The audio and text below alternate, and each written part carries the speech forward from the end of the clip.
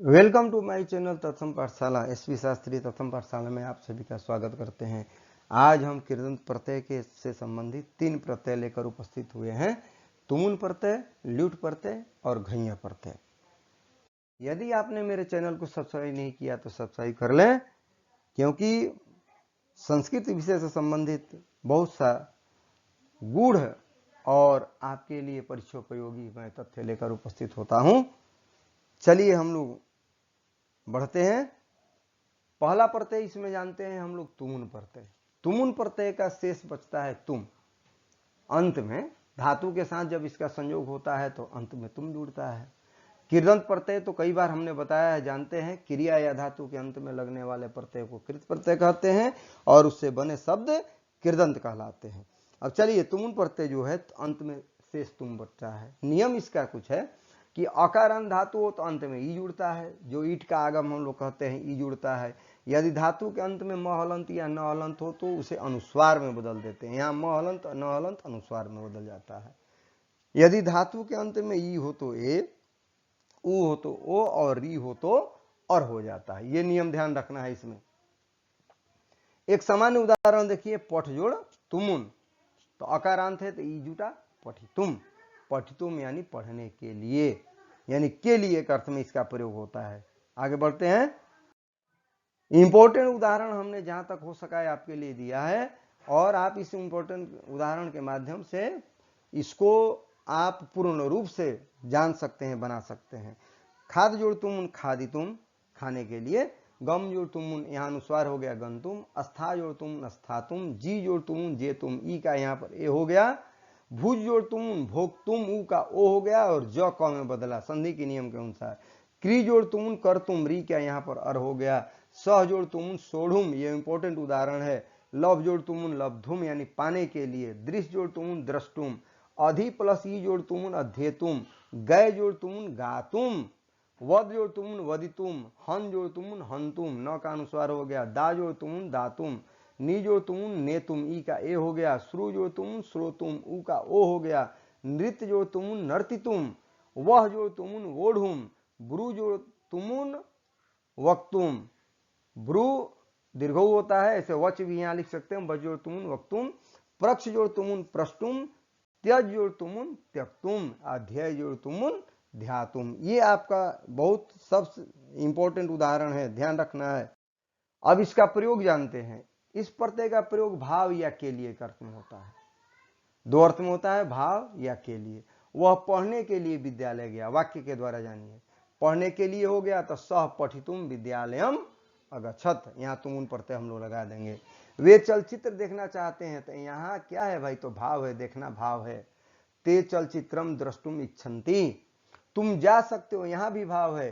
त्वम गंतुम शक्नोसी, यह खाने का समय है, खाना, यह भी भाव है। तो अयम खादितुम कालः अस्ति, यह भी वाक्य, इसमें भी वाक्य संयोजन होता है।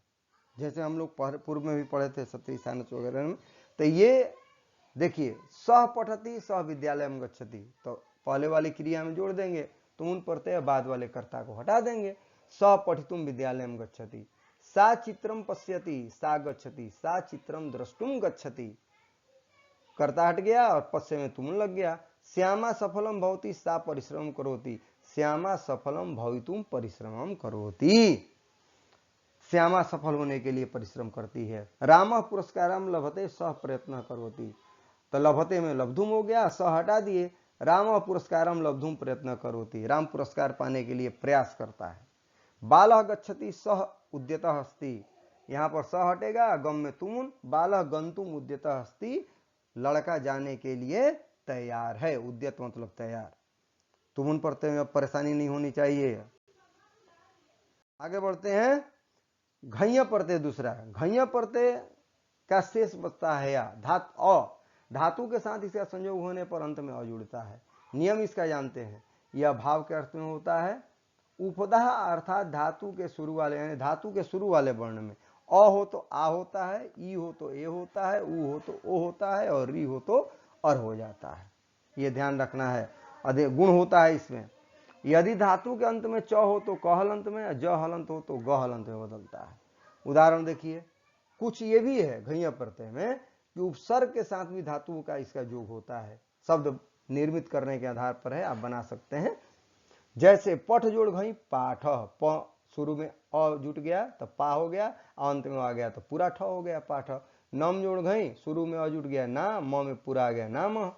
सम जोड़ तुष जोड़ घई संतोष, ऊ का वो होता है, अंत में जुट गया संतोष। वी जोड़ वह जोड़ घई विवाह। और उदाहरण जानेंगे इसमें, सब इंपॉर्टेंट उदाहरण है, ध्यान रखिएगा। लभ जोड़ घई लाभ, रम जोड़ घई राम, शुरू में अ का आ हो गया। नस जोड़ घई नास, पच जोड़ घई पाक, च का यहाँ क हो गया। भज जोड़ घई भाग, लिख जोड़ घई लेख, ई का ए हो गया। भिद जोड़ घई भेद, ई का ए हो गया। विद जोड़ घई वेद, यहाँ पर भी ई का ए हो गया। अब एक उपसर्ग वाला देख लीजिए, प्र जोड़ विष जोड़ घई प्रवेश, विष जोड़ घई वेश, प्र जुट गया प्रवेश। वी जोड़ क्री जोड़ घई विकार, क्री जोड़ घई कार, वी जुट गया विकार। प्र जोड़ नम जोड़ घई प्रणाम, नम जोड़ घई नाम, प्र जुट गया तो प्रणाम।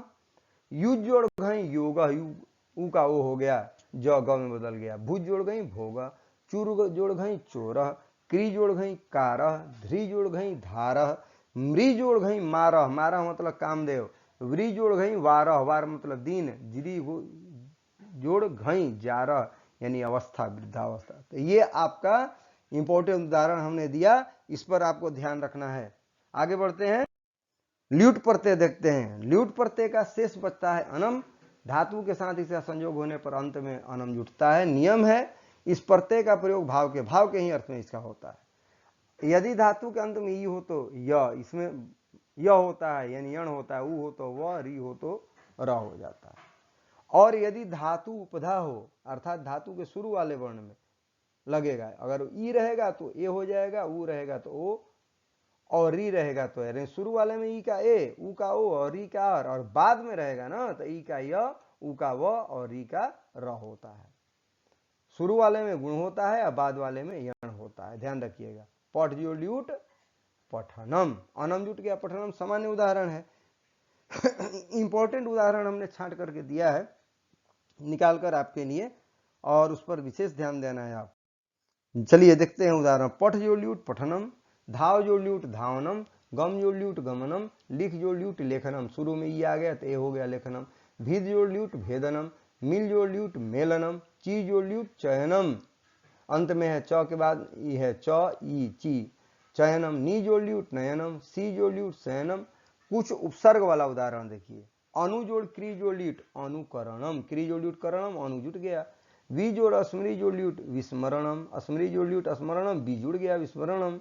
अनु जोड़ श्रु जोड़ ल्यूट श्रवणम, अनु जुट गया अनुश्रवणम। ये उपसर्ग के साथ भी हम प्रयोग कर सकते हैं। और उदाहरण देखिए, नृत्य जोड़ ल्यूट नर्तनम, वृत्त जोड़ ल्यूट वर्तनम, दृश्य जोड़ ल्यूट दर्शनम, भुज जोड़ ल्यूट भोजनम, मुच जोड़ ल्यूट मोचनम यानी छुटकारा, दा जोड़ ल्यूट दानम, ज्ञा जोड़ ल्यूट ज्ञानम, श्रु जोड़ ल्यूट श्रवणम, मुँह का यहाँ वह हो जाएगा, भू जोड़ ल्यूट भवनम। तो ये आपका ल्यूट का उदाहरण हुआ, और आप इस उदाहरण के माध्यम से बहुत कुछ जान सकते हैं। यदि परेशानी है तो मुझे आप कॉल करें, मैं आपके बातों को जवाब दूंगा। और डरना नहीं है, भयभीत नहीं होना है, प्रश्न कर रहे, जो प्रश्न करता है वही जीतता है। चलिए, चैनल को सब्सक्राइब अवश्य करें, लाइक करें और दोस्तों के साथ शेयर करें।